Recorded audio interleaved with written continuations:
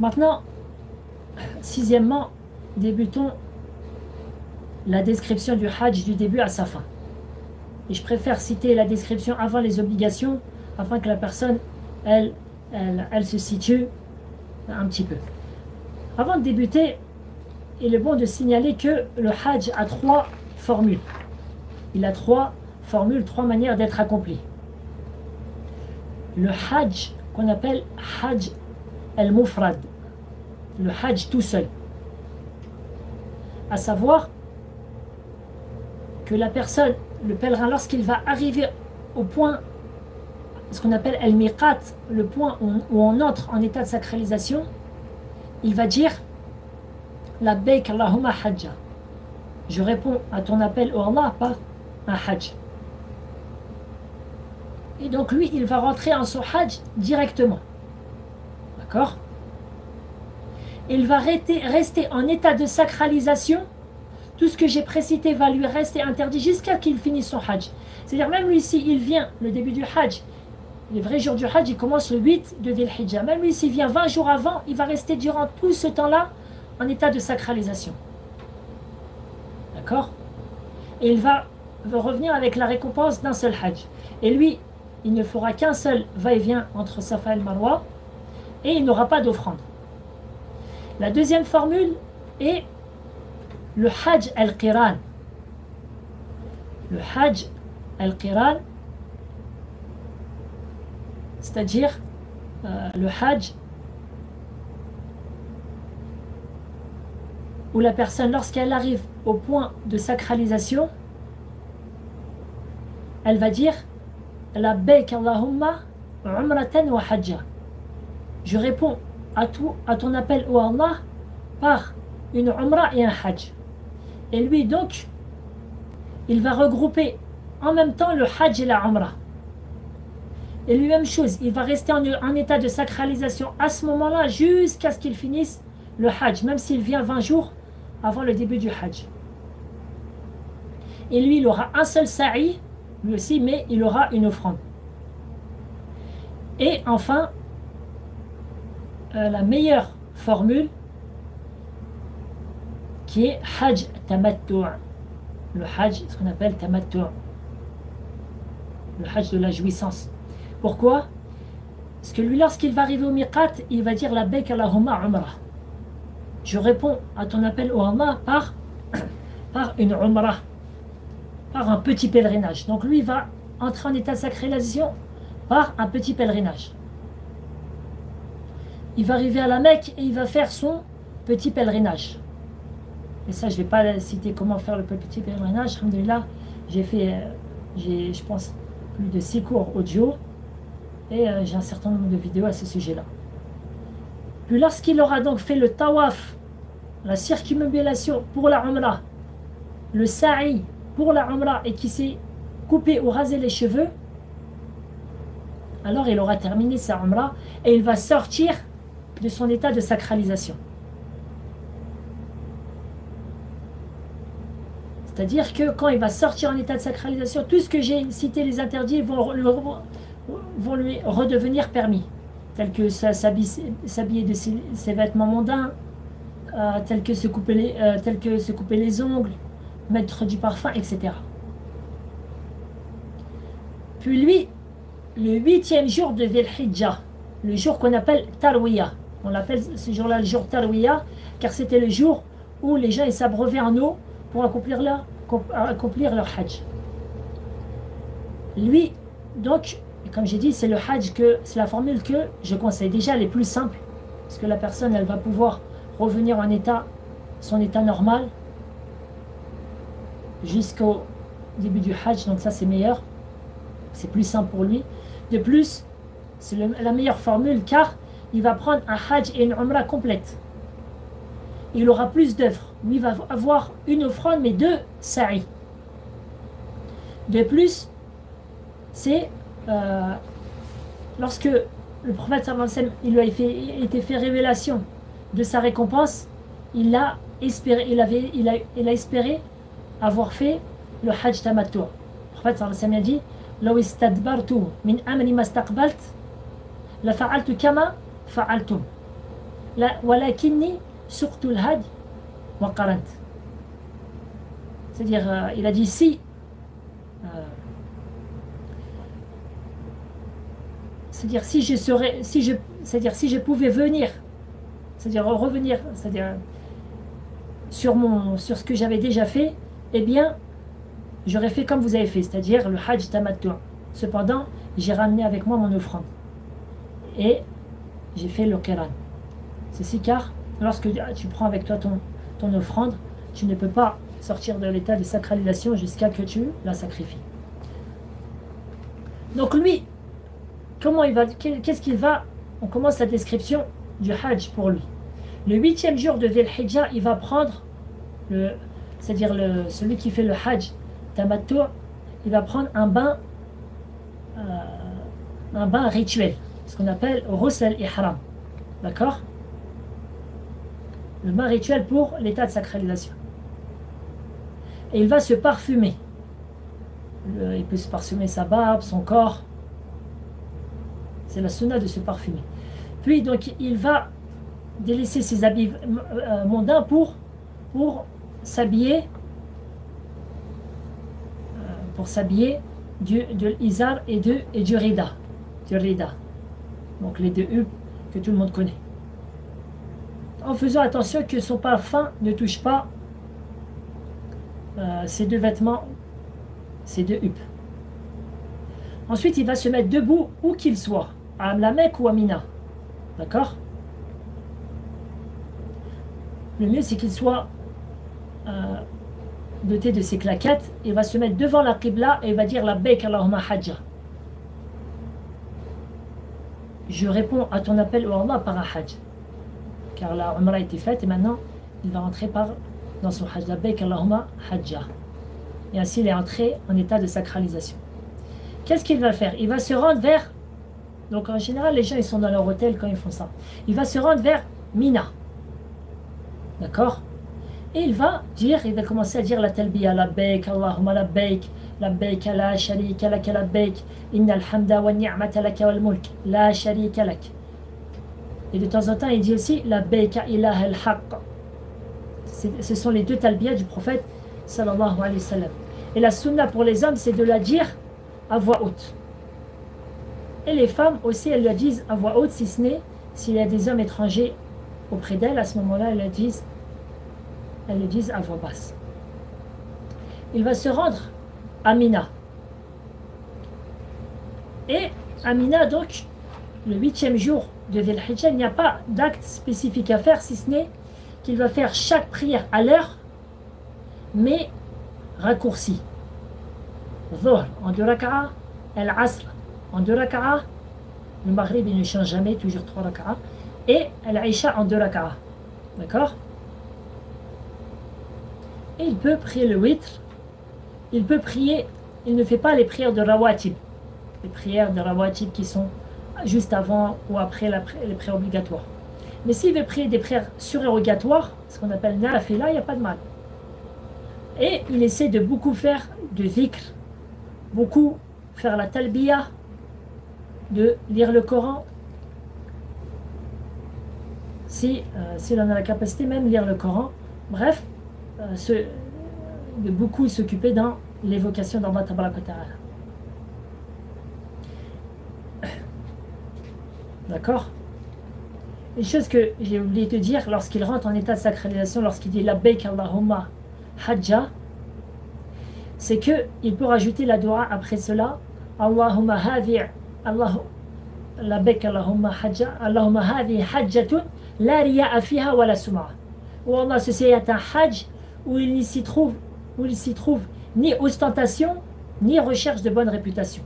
Car le musulman, donc ça c'est la sunna de dire ça, car le musulman il fait le hajj pour Allah tabaraka wa ta'ala, pour avoir la satisfaction, l'agrément d'Allah tabaraka wa ta'ala, sa récompense, son paradis. Et il ne fait pas ça pour que les gens le voient, ni pour que les gens disent du bien de lui, ni pour qu'il augmente en notoriété auprès des gens, ni pour qu'on l'appelle hajj, comme certains pays.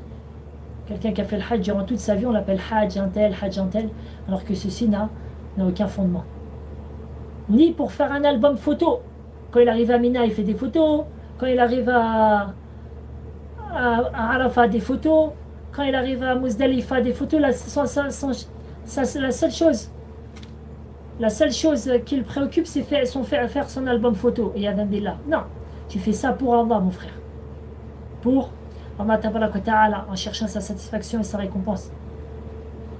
Maintenant, lorsqu'il a dit ça, il a dit la talbiya, la baik Allahumma hajja, il a dit cela. Si c'est une personne qui est malade, qui est faible, qui a peur de ne pas terminer le hajj, alors il peut rajouter Allahumma mahilli haythu habastani. À savoir, oh Allah, je sortirai de mon état de sacralisation où tu m'auras arrêté. Et ça, c'est-à-dire si la personne ne peut pas terminer le hajj, à la base, elle a une compensation à faire. Si ce n'est celui qui a dit cela. Celui qui a dit cela à ce moment-là, s'il ne peut pas terminer le hajj, eh bien, il n'aura pas de compensation. Donc, après, comme j'ai dit, donc, il dit la talbiya, il se rend à Mina, il fait le 8e de Dhul Hijjah, il fait donc, toutes ses prières à l'heure, d'accord, rétréci, et il dort, il passe la nuit à Mina. Quand il se réveille, donc on est le matin du 9e jour de Arafat, il prie les deux unités de prière qu'on appelle le Fajr ou Sunnat al-Subh, qui sont surrogatoires, et il fait la prière obligatoire de Subh.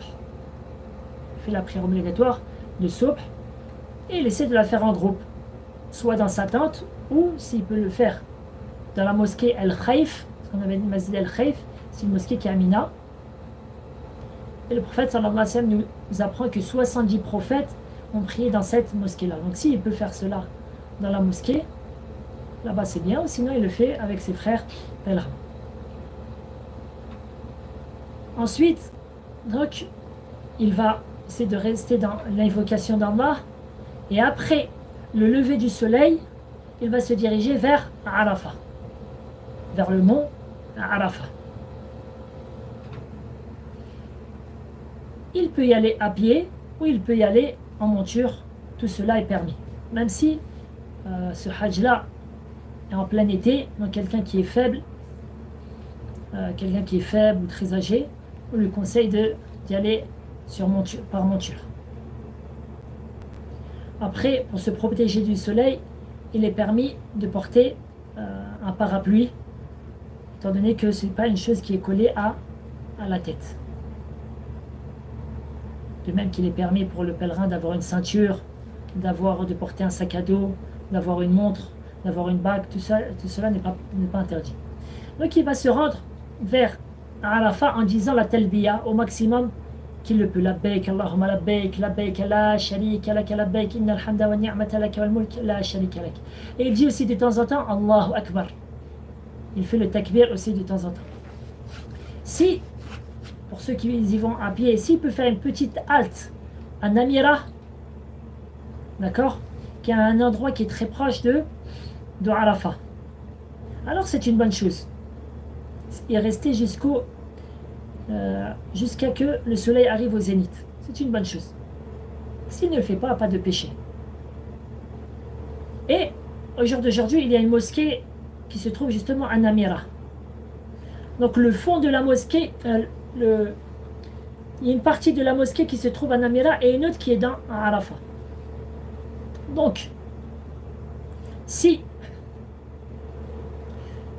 le pèlerin s'y trouve, il peut y rester donc au début jusqu'au zénith, où il va se rapprocher, il va essayer de se rapprocher à l'endroit où l'imam va faire Khutbat Arafat, c'est-à-dire la prêche de Arafat, un endroit qu'on appelle l'Urana.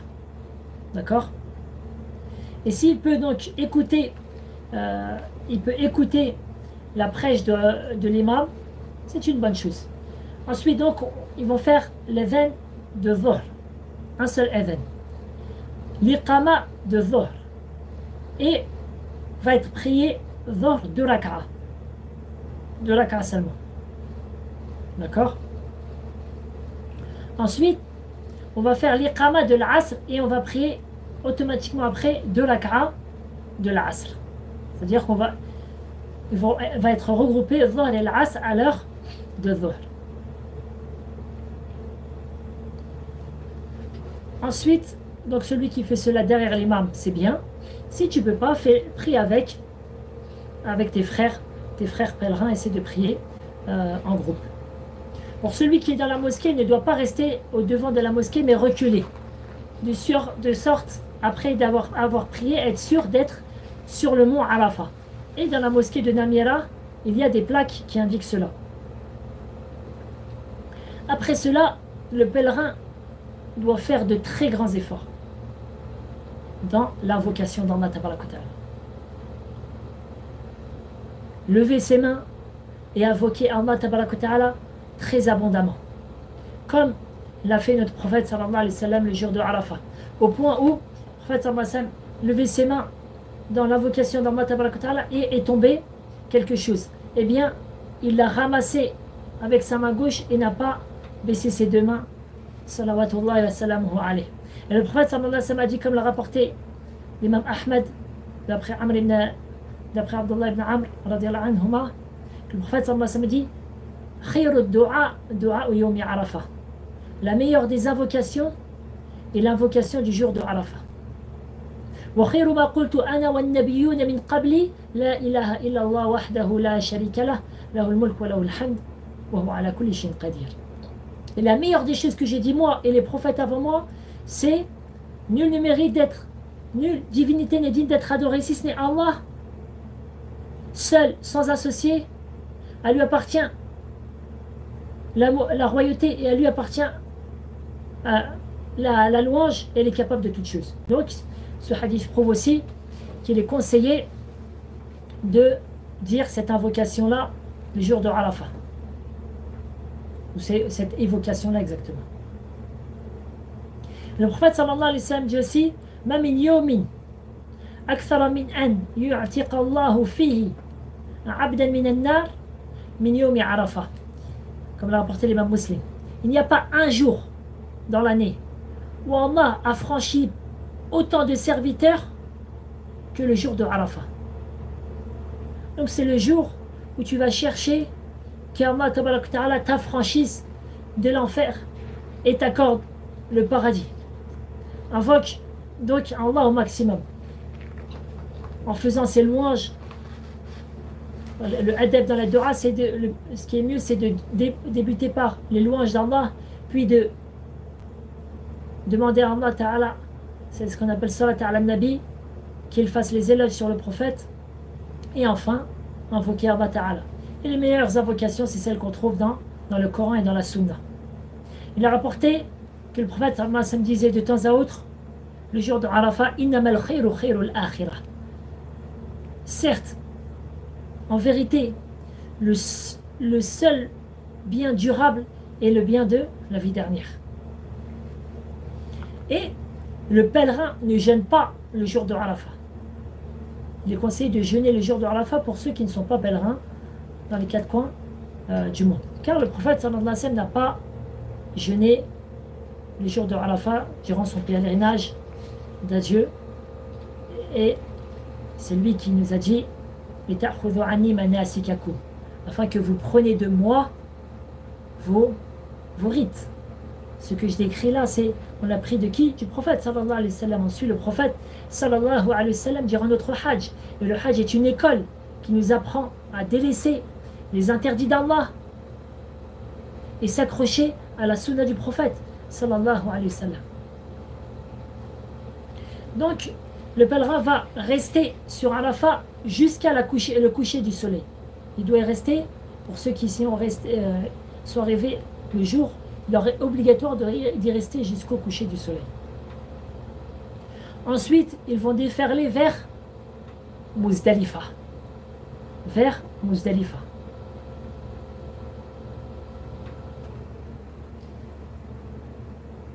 Lorsqu'ils vont arriver à Muzdalifa, alors un seul adhan va être fait.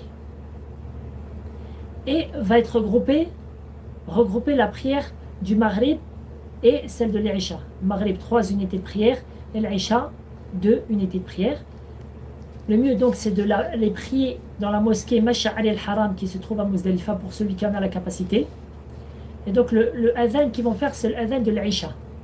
D'accord? Et celui qui n'en a pas la capacité, eh bien, il le prie avec ses frères pèlerins. N'importe où à Muzdalifa. Bon, n'importe où à Muzdalifa. Si maintenant il y a eu un problème à cause des bus, etc., de sorte que la personne elle est encore à Arafat, à la fin de la moitié de la nuit, alors il prie Al-Maghrib et Al-Isha à Arafat. Car l'heure de la prière de l'Aïcha, elle est bonne jusqu'à la fin de la première moitié de la nuit. D'accord? Bref, après avoir fait cela, la personne va, le mieux c'est qu'elle mange et qu'elle se repose. Elle se repose, elle essaie de dormir rapidement afin de prendre des forces pour le 10e jour, c'est-à-dire le jour de l'Aïd, le jour où il y a le plus d'œuvres à accomplir durant le Hajj. Donc, la personne qui est en bonne santé, il est obligatoire de rester toute la nuit à Muzdalifa pour prier à Muzdalifa la prière de Al-Fajr et de Subh. Si maintenant quelqu'un est faible, ou malade, ou très âgé, ou pour une femme, ou des enfants, ou quelqu'un, un homme qui est en bonne santé, mais qui est avec lui des femmes, ou des enfants, alors pour eux, il aurait permis de quitter Muzdalifa après la deuxième moitié de la nuit. D'accord? Après la deuxième moitié de la nuit.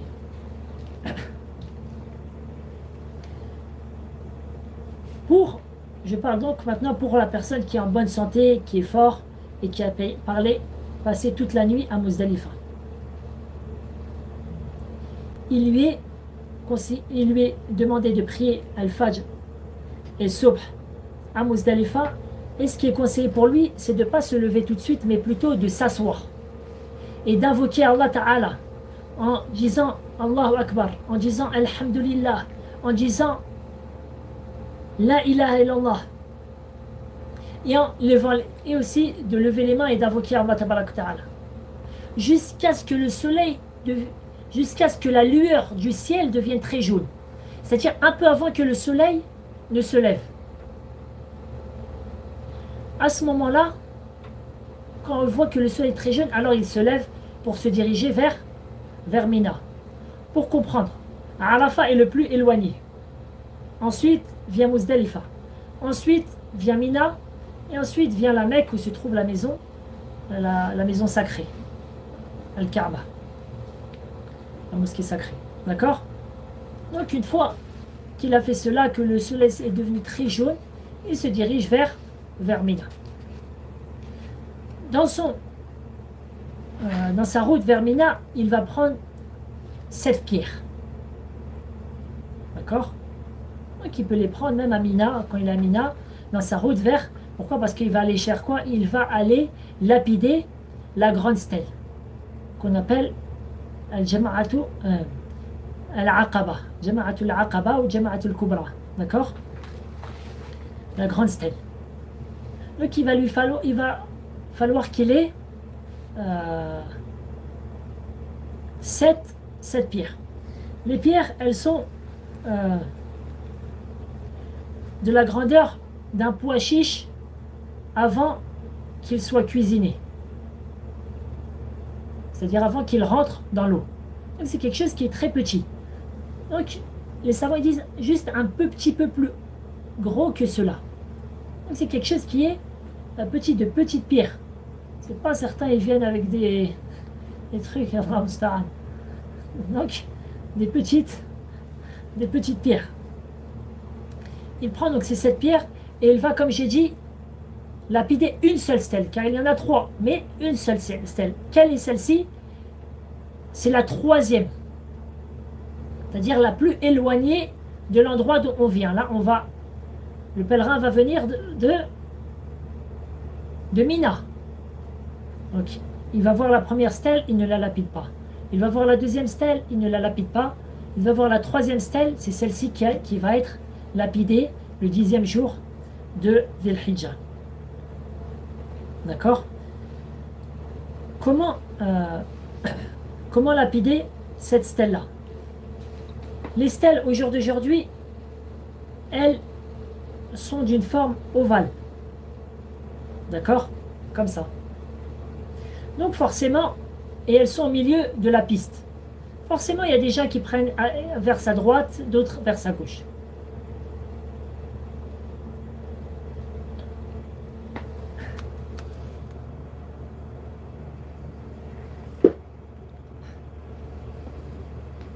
D'accord?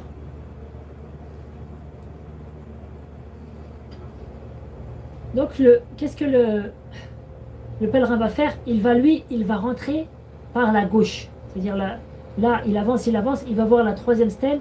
Lui, il va prendre par la gauche, de sorte qu'il va laisser sur sa droite, la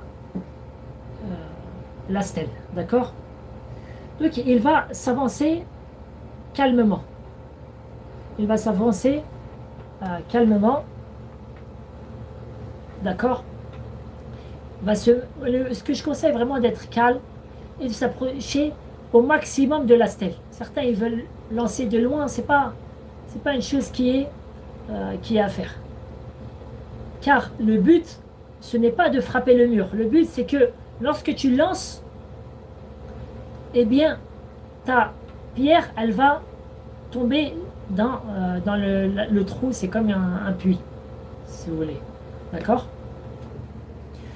Toi, lorsque tu vas lancer, tu vas laisser Mina à ta droite, d'où tu viens, et la Kaaba, la Mecque, à ta gauche. Vraiment, c'est comme si elle était devant toi. Là, la Mecque, Mina est à ta droite,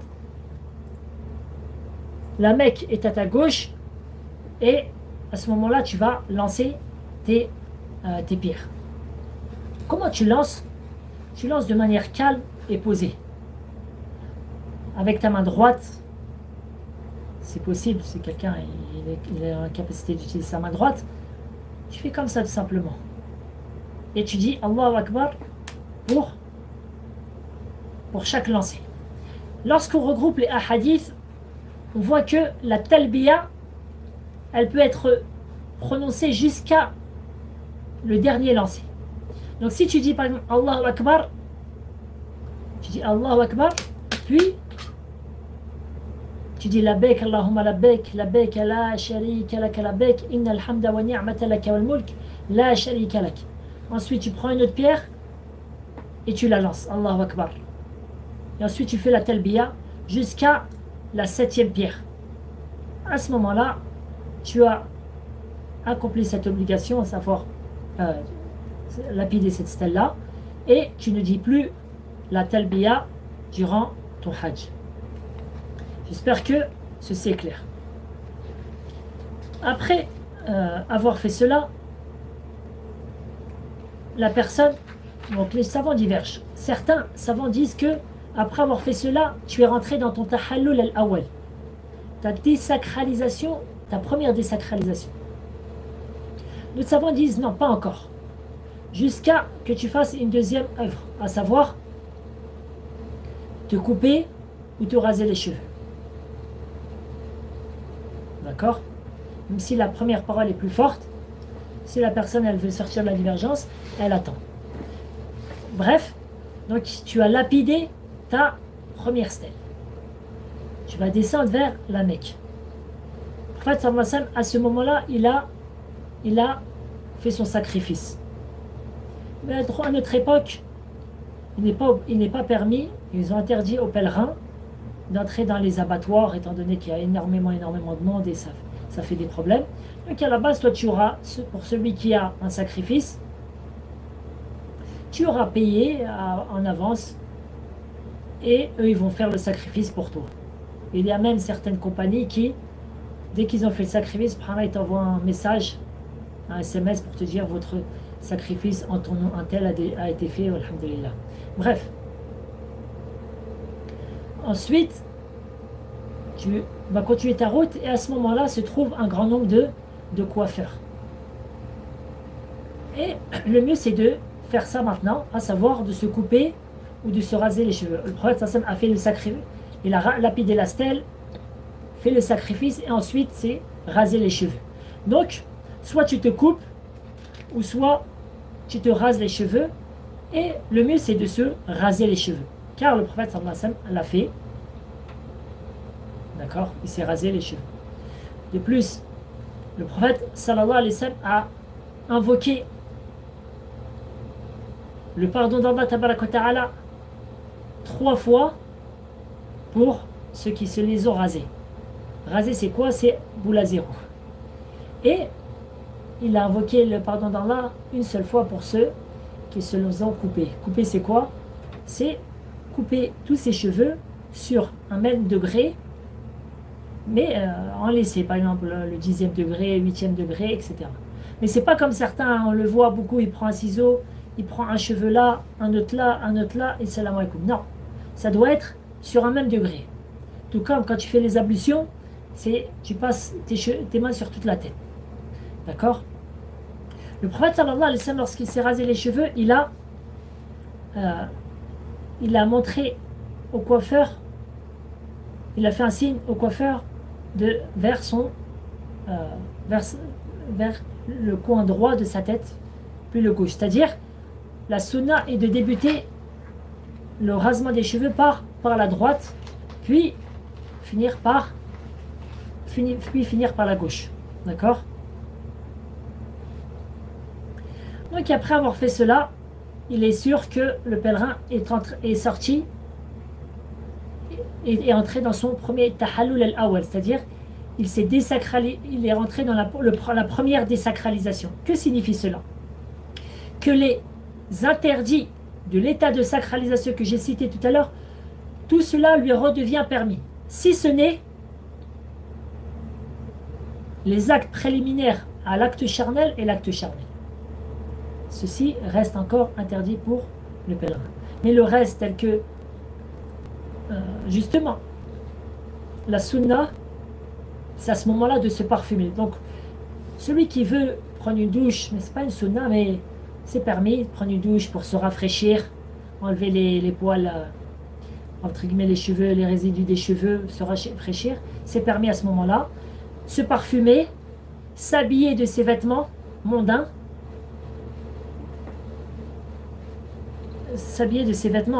d'accord? Jusqu'à là, j'espère que c'est clair. Pour la femme, j'ai oublié de dire, pour la femme bien sûr, elle ne se rase pas les cheveux, ceci n'est pas permis pour elle. Et comment elle se les coupe? C'est très facile. Elle regroupe ses cheveux et elle va couper juste là, la longueur d'une phalange. C'est ce qui est demandé pour elle. Et ainsi, dans notre législation, alhamdoulilah, beaucoup de rites sont facilités pour les femmes, alhamdoulilah. Donc, qu'est-ce que le pèlerin va faire après, donc avoir s'être habillé et s'être mis du parfum? Il va faire tawaf al-ifada. Tawaf al-ifada, c'est-à-dire tawaf al-hajj, la circumambulation,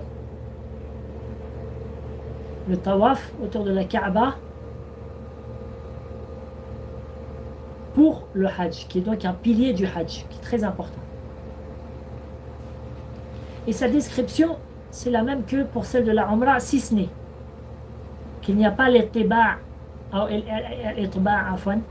c'est-à-dire que la personne, elle ne va pas faire comme durant le premier tawaf, elle va mettre son vêtement comme ça, en dessous de... comme ça. Non, ça c'est... il n'y a pas... pour le tawaf al-hajj, ceci n'est pas demandé. D'accord? D'ailleurs, à la base, la personne, elle a ses vêtements mondants, sa camis, donc elle ne peut pas faire cela. Il n'y a pas non plus al-raml. Il n'est pas demandé de précipiter le pas durant les 3 premiers tours. Ceci n'est pas demandé pour le tawaf du hajj. Je vais décrire très brièvement comment faire le tawaf. Déjà, tu te rends en premier lieu vers la pierre noire. D'accord? Vers la pierre noire. comment tu la reconnais? Tu regardes à son opposé, il y a des lampes vertes. Donc, il y aura énormément de monde. Si tu vois que à ta droite, il y a les lampes vertes, tu sais que à son opposé, donc, il y a la pierre noire. Tu te mets en face de la pierre noire, tu lèves ta main droite et dis Allahu Akbar. Ainsi débute le tawaf. Et il est demandé d'avoir les ablutions durant tout le tawaf. Qu'est-ce que tu vas dire durant ton tawaf? Tu vas faire du dhikr, tu vas faire des du'as, des invocations, tu peux lire le Coran. Et il n'est pas interdit de parler, mais celui qui veut parler, qu'il parle peu. Lorsque tu arrives devant Rukn al-Yamani, qui est le dernier coin avant celui de la pierre noire. À ce moment-là, bon, si tu peux passer ta main dessus, c'est bien, mais il y aura tellement de monde que si c'est pour faire du mal à certains pèlerins, les pousser, rentrer dans des foules, etc., c'est pas la peine. Ne fais pas quelque chose de surrogatoire pour tomber dans des péchés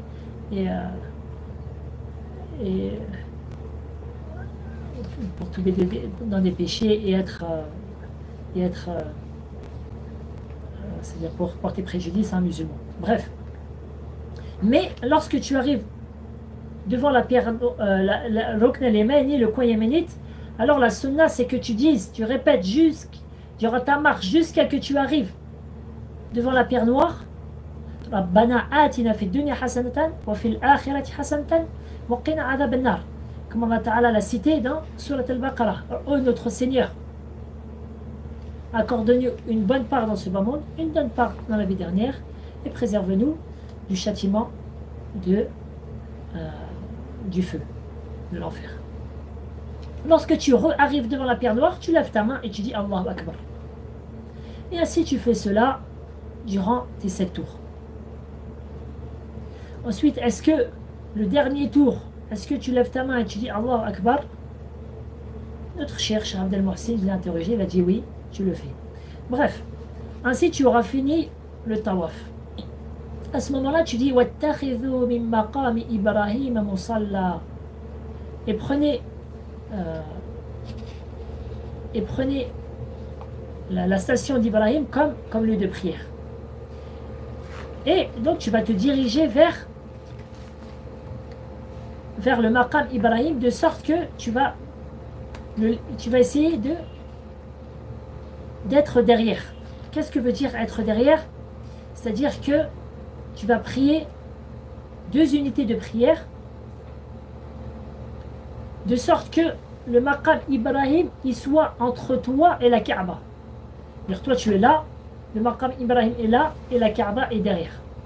Ça c'est la meilleure façon de faire cela. Si maintenant tu ne peux pas, étant donné qu'il y a trop de monde, etc., tu pries à n'importe quel endroit de la mosquée sacrée.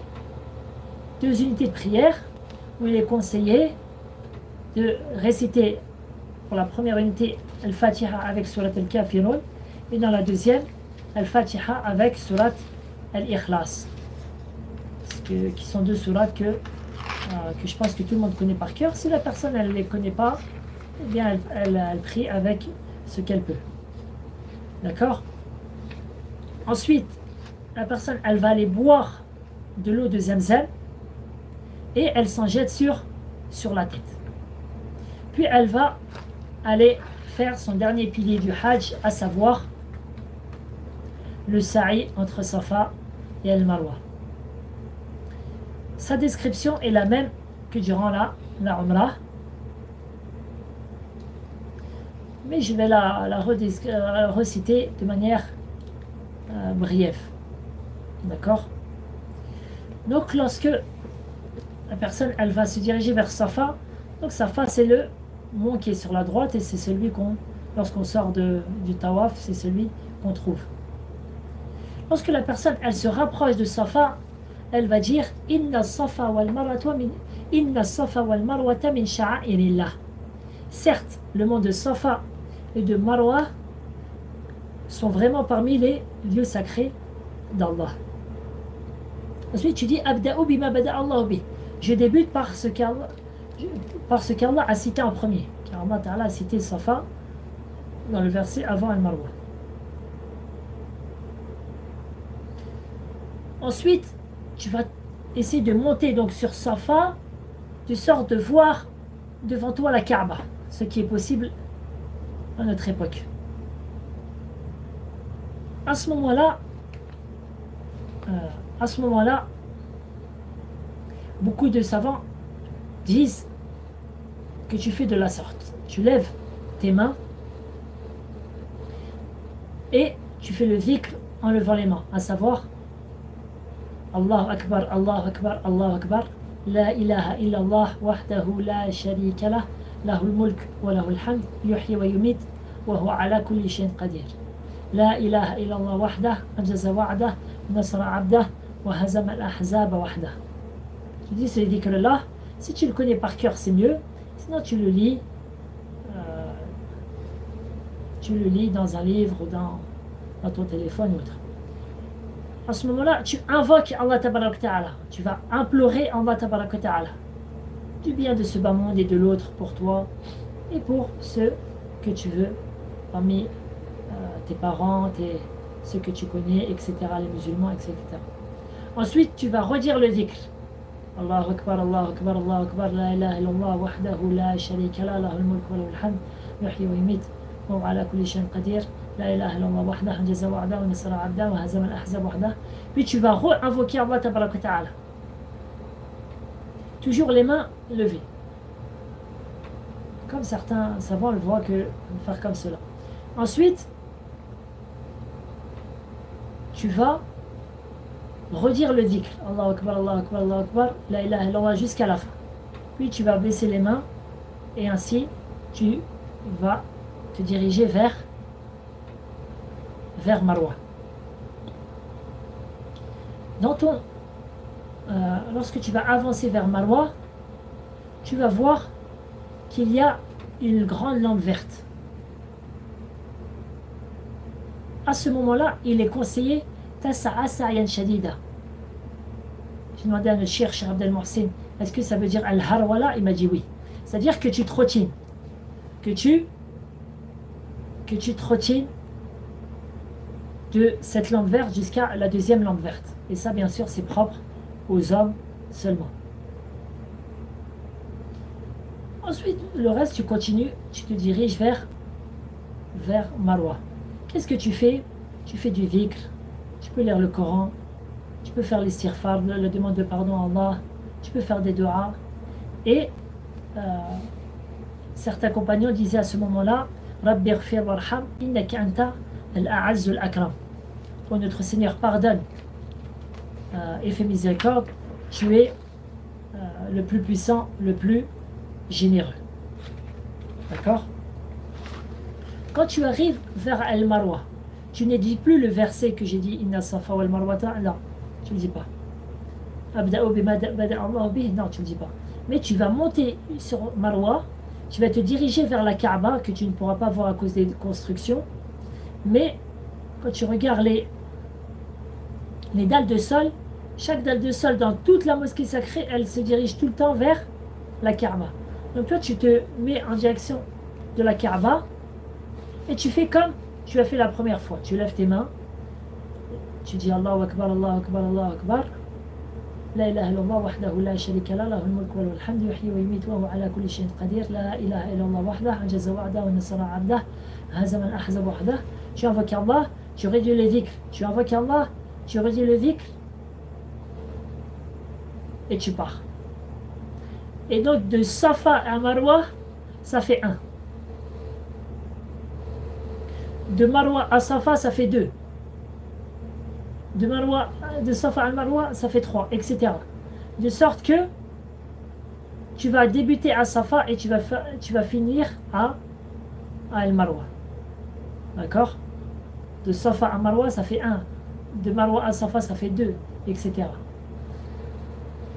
Et ainsi, donc, tu auras terminé le va-et-vient entre Safa et Al-Marwa. Et la parole la plus forte des savants, c'est que même le dernier tour, lorsque tu arrives de Marwa, de Safa jusqu'à Marwa, donc de 6, tu vas faire ton 7e aller, eh bien, tu vas te diriger vers la Kaaba, lever tes mains et faire comme j'ai précédé, même à ce moment-là. Ainsi, alhamdulillah, tu auras fini le sa'i. Et il n'y a pas pour condition durant le sa'i d'avoir les ablutions. Après, pour les conditions plus approfondies du tawaf et du sa'i, vous pourrez les voir dans le PDF que j'ai fait. Une fois avoir fait cela, alhamdulillah, tu rentres dans le deuxième tahallul, c'est-à-dire que tout te redevient permis. Même c'est-à-dire les préliminaires à l'acte charnel et l'acte charnel. Donc si ta femme elle est à l'autre bout du monde, à ce moment-là tu pourras lui dire ma chérie.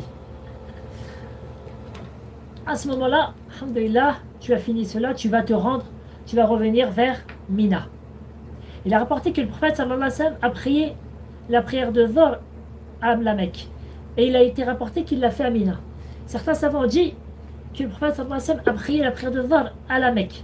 Puis il est revenu et c'était encore l'heure de Dhuhr et il a trouvé des pèlerins parmi ses compagnons qui n'avaient pas encore pris Dhuhr. Alors il a redirigé la prière à Mina de manière surrogatoire.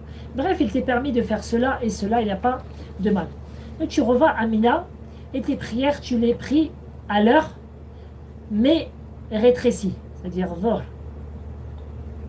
de Raka'a al-Asr, de Raka'a, le Maghrib ne change jamais, 3 Raka'a, et l'Isha, 2 Raka'a. Et tu fais le witr aussi. Tu pries le witr, et tu ne pries pas les prières rawatib, et il n'y a pas de mal que tu fasses des prières surrogatoires, nafila. D'accord? Donc la personne, elle peut, alhamdulillah, se reposer. Et comme j'ai dit, si la personne, elle peut prier à Masjid al-Khaif, c'est une bonne chose. Donc le musulman, il va dormir à Mina. Le 11e jour. Va dormir à Mina. Et donc, le 11e jour, le 12e jour et le 13e jour, ce sont les jours qu'on appelle les jours de Tashriq. D'accord? Car les gens, ils faisaient sécher leur viande, la viande du sacrifice, ils la faisaient sécher avec des techniques en mettant du sel, etc. durant ces jours-là.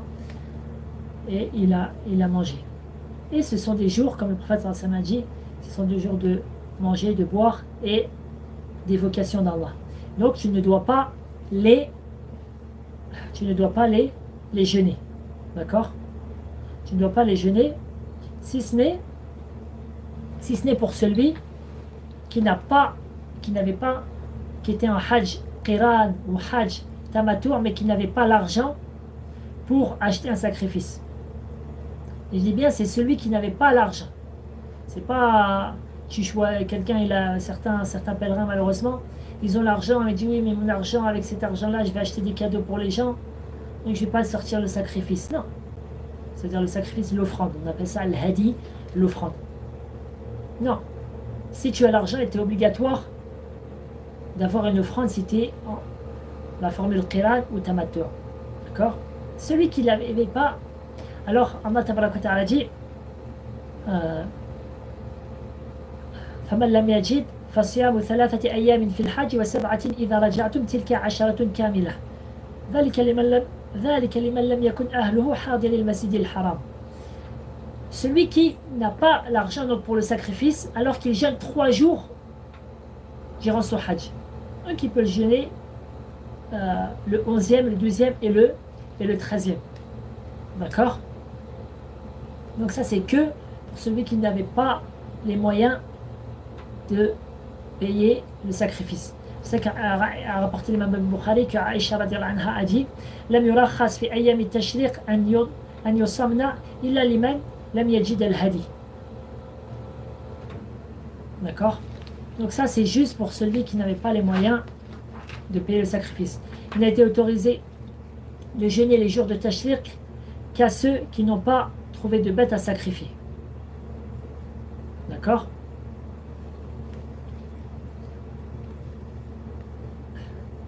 Et entre parenthèses, même ceux qui ne sont pas durant le Hajj, à la base, il n'est pas permis de jeûner les jours de Tashriq. D'accord? Alhamdulillah. Maintenant, qu'est-ce que le musulman va faire le 11e jour de Tashriq, mis à part, comme j'ai dit, les prières, alors mais rétréci. Après que le soleil arrive au zénith, débute l'heure de Ramil Jamarat, le fait de lapider les stèles. Donc, l'heure débute quand? À partir du moment où le soleil arrive au zénith. Et ces 3 jours-là, 11e, le 12e et le 13e jour, on va lapider les 3 stèles. La première, la deuxième et la troisième. D'accord? 7 pierres, 7 pierres, 7 pierres. Tous avec la même grandeur que j'ai cité tout à l'heure. À chaque fois, dire Allahu Akbar pour chacune. Si ce n'est que on ne dit plus la talbiya entre elles. Ça c'est terminé depuis la veille, c'est-à-dire le 10e de Hijra. Comment maintenant faire cela? Quelle est la sunna en faisant cela? Donc, le musulman, il va se diriger vers la première stèle. J'ai dit qui a à peu près, c'est une forme ovale. Pour la première stèle, il va chercher à se mettre sur sa droite. C'est-à-dire, toi, tu vas avancer de sorte que tu vas la laisser sur ta gauche. La stèle est là. Exemple. Je ne sais pas si... Non, c'est pour donner un exemple.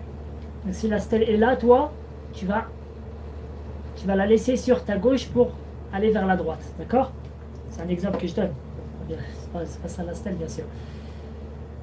Donc, tu vas te mettre en face d'elle et la lapider par les 7 pierres.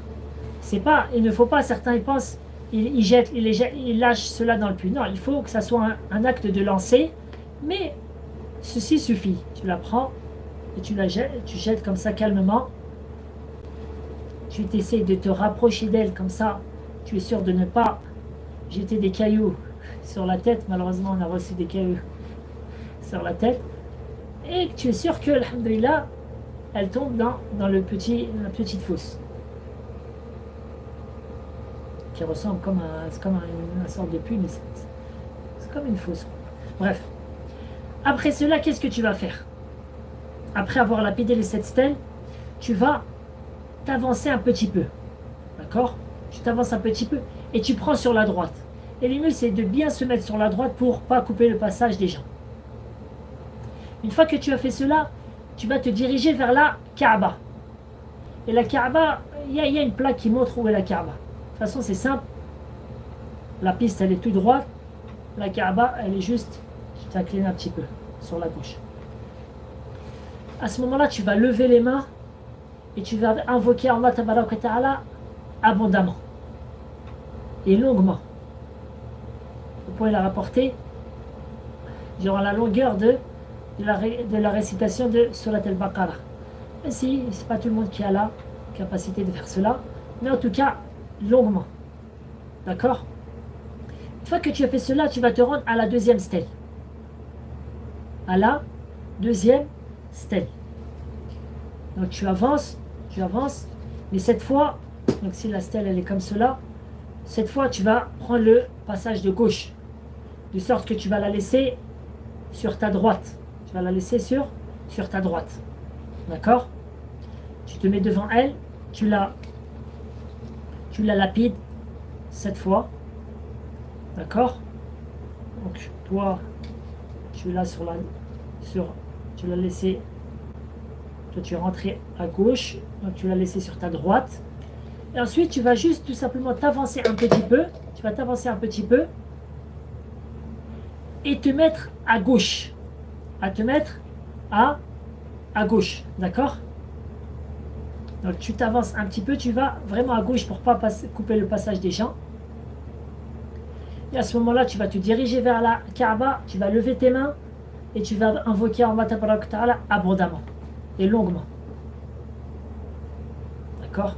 Une fois que tu as fait cela, tu te diriges vers Jama'at al-Aqaba.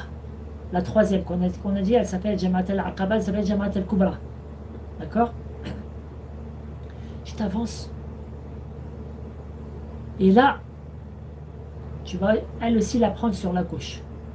Et quand tu lapides, de sorte que à ta droite, il y a Mina, l'endroit où tu viens, et à ta gauche, il y a la Mecque, l'endroit où il se trouve là, la maison sacrée. Et tu vas la lapider 7 fois. Puis, tu continues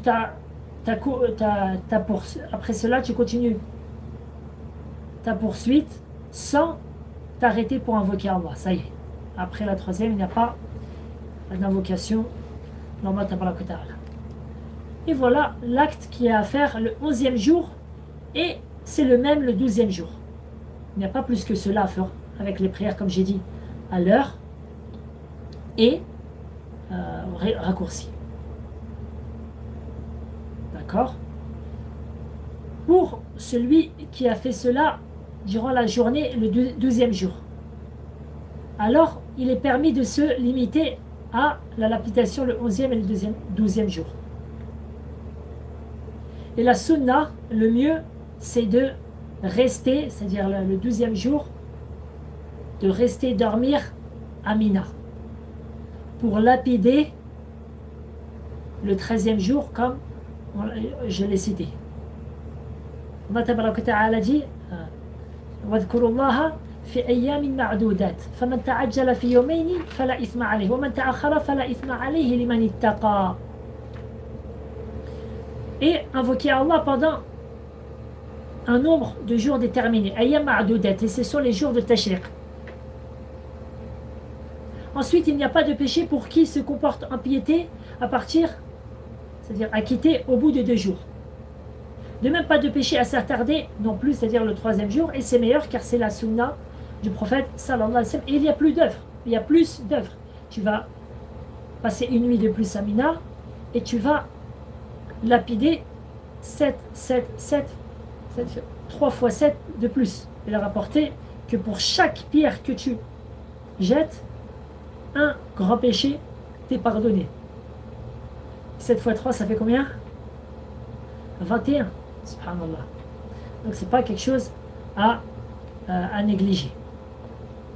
Après, pendant les jours de Tashriq, pour la personne qui est faible ou malade, il lui est permis de lapider même le soir. Par exemple, le 11e jour, il peut le faire même au soir.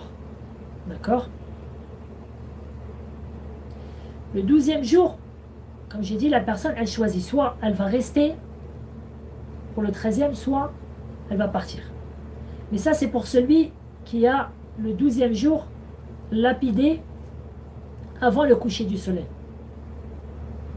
Si tu n'as pas quitté Mina avant le coucher du soleil, ben certains imams comme Malik, l'imam Malik et d'autres, ils voient que tu dois rester à Mina pour le 13e jour. D'accord? Il fait partie de la sunna. Bon, ça c'est pour ceux qui en ont la capacité, la force. Donc, comme on va le voir, parmi les obligations, c'est de rester au minimum la moitié de la nuit, 11e nuit et 12e nuit à Mina. Minimum, c'est la moitié de la nuit. Et il fait partie de la sunna d'aller rapidement faire un tawaf et de revenir. Mais comme j'ai dit, ça c'est pour celui qui en a la capacité. D'accord? Ensuite, une fois que le pèlerin a fait tout cela, le 11e, le 12e jour, et pour ceux qui sont restés le 13e jour, et bien, alhamdoulilah, son hajj est terminé. Il va revenir à la Mecque et il va rester le temps qu'il lui est possible d'y rester. En sachant qu'une prière dans la mosquée sacrée équivaut à 100 000 prières, subhanallah, dans toute autre mosquée. Et la parole la plus forte des savants, c'est entre dans cela l'ensemble des mosquées à la Mecque. Même si la prière à la mosquée sacrée reste meilleure, car il y a un hadith qui nous prouve que plus la prière en groupe est peuplée, plus il y a une grande récompense. Or, il n'y a pas, je ne pense pas qu'il y a une mosquée dans le monde qui est aussi peuplée que la mosquée sacrée, alhamdulillah. Lorsque le pèlerin s'apprête à revenir dans son pays, il a fait ses bagages, il a tout préparé, il va faire ses bagages, etc. Il va faire tawaf al-wada'. Tawaf al-wada'. Il faut bien comprendre, tawaf que j'ai cité tout à l'heure, c'est tawaf al-ifada, qu'on appelle aussi tawaf al-hajj, qui est un pilier. Le tawaf du hajj, d'accord? C'est un pilier. Le meilleur, c'est de l'accomplir le 10e jour avec le sa'i. Mais celui qui ne peut pas l'accomplir le 10e jour, il peut l'accomplir jusqu'à la fin du mois de Dhil Hijjah. D'accord? Si il n'a toujours pas fait durant le mois de Dhil Hijjah, alors il a péché. Après le mois de Dhil Hijjah, il a péché, mais il pourra le faire après cela, mais il aura péché. Mais là, tawaf al-wada' c'est autre chose, c'est une obligation. C'est un autre tawaf qu'on fait lorsqu'on s'apprête à quitter la Mecque. Lorsqu'on s'apprête à quitter la Mecque. Et qui est une obligation pour tous les pèlerins. Si ce n'est la femme qui a ses menstrues ou ses lochis, elle est pardonnée. Elle peut rentrer sans, étant donné que pour le tawaf, il a pour condition d'avoir les ablutions. Elle s'est menstruée, et ben, elle est pardonnée, elle part, et pas de péché. Et il est conseillé de prendre avec soi du zamzam lorsqu'on rentre vers son pays. Voilà la description du hajj de manière brève. Wabillahi tawfiq.